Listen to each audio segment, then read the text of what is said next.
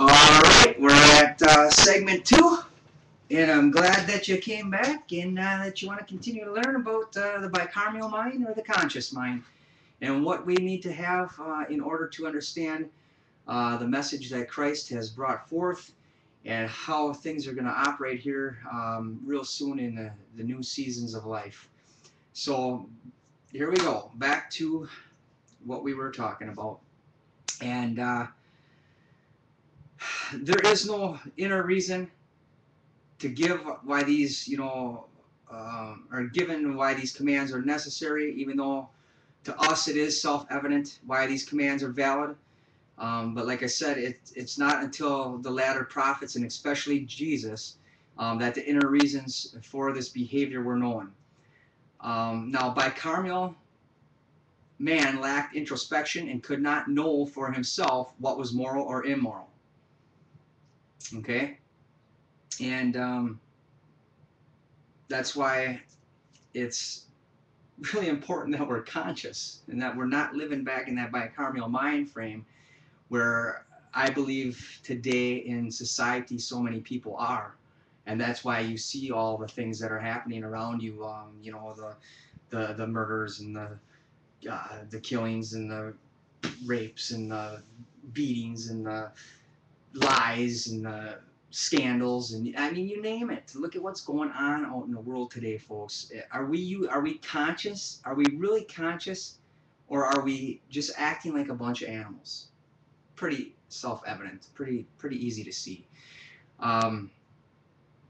Now, the thing is the bicameral man felt emotions strongly, just as we see in nature when a mother lion fiercely protects her young. However, a major factor in becoming conscious and understanding Jesus' ministry is introspection. And for some reason, I got a feeling that I talked to you guys about this before already. And I think we're supposed to be here. Because that which I should do, I do not. And that which I should not do, I do. Yeah, that's where we were, right? When I said, come back, don't be square. Okay, enough moving around. The contrast two of these examples gives us understanding of what Jesus was teaching. He wanted every man, woman, and child to develop consciousness. Putting yourself first allows you to be a whole person. A whole person who can produce and contribute to society. Putting others first and being selfless creates an inner conflict, which puts you out of control of your life and makes you assume that other people are also at your disposal. By contrast, a man who follows his own self-interests extends that same right and respect to every other individual. Unfortunately, many who intellectually advocate self-interest and egoism do not inwardly understand the true nature of these two very, very crucial characteristics. Honest introspection would lead to this understanding if you're going to be honest about it. Now, this is just one example of the many religious beliefs that go against an individual's true nature. Through introspection and having to meet reality in your daily life, you discover this fact. One by one, every false doctrine is seen through. Then you are no longer divided against yourself, but become whole, one with your true nature. Once you have achieved this understanding, you are ready to achieve the second major step to consciousness. The second major step or stage to consciousness is to become your own authority. This was clearly evident with Jesus, who spoke with authority, and we are supposed to follow his example.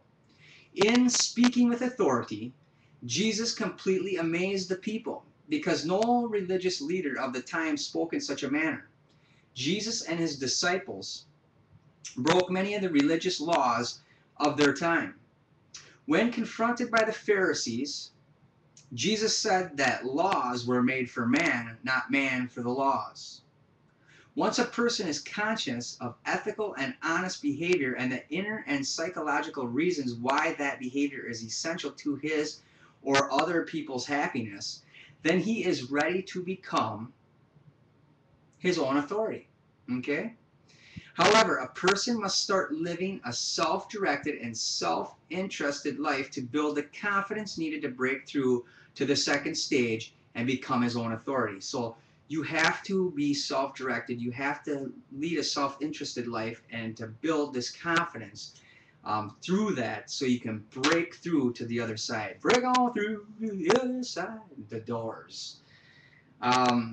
Now that is why Jesus spoke in metaphors and parables to the crowds. You cannot make a huge leap into consciousness until the groundwork is first laid.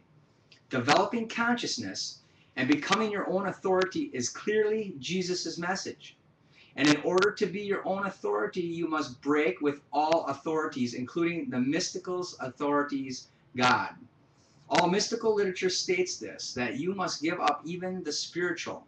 And all mystics came to this stage, but they do not tell you what they have discovered. Historically, the few who did were ostracized or even killed.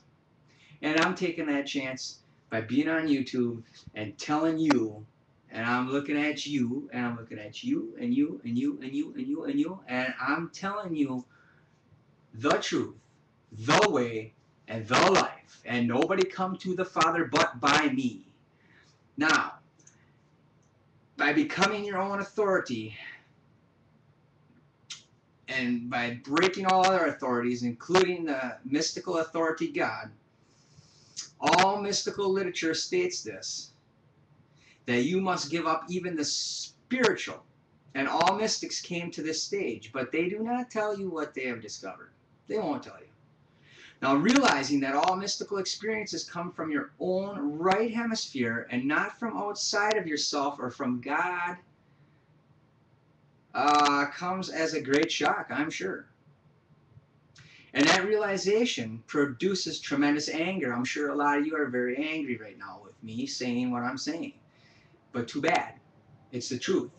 And you're going to hear the truth, and I'm going to speak the truth, and I'm going to speak the way in the life.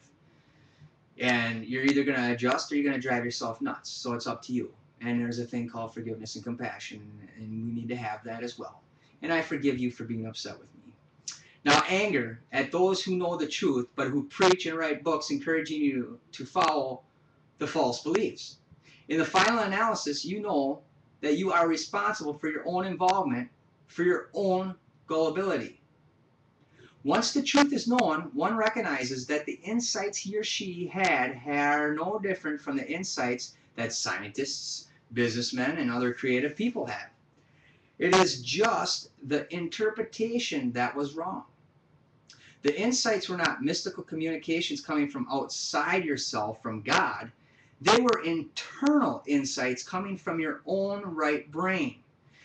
Now this leads to the final identification mystics make.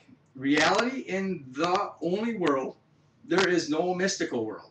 God does not exist. I am my own authority, and with this realization, one has reached full consciousness. With fully conscious people, we can step into what Jesus called the kingdom of God. And that's where we can go. We can be there. We can be there today. Matter of fact, I'm in heaven right now. I've been in heaven for a long time. And I hope you'll come and be there too.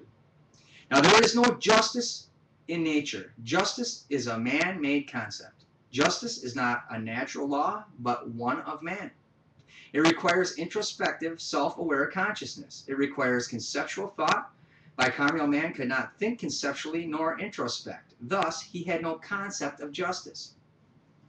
That is why bicameral man, upon defeating a foe, would slaughter or enslave all of their women and children as well. Jesus believed that introspective, conceptual, justice-aware consciousness was for everyone, not just the sacred few. Authorities and spiritual leaders. Now, Jesus tried to teach the rural peasants of Palestine consciousness through his teachings and examples.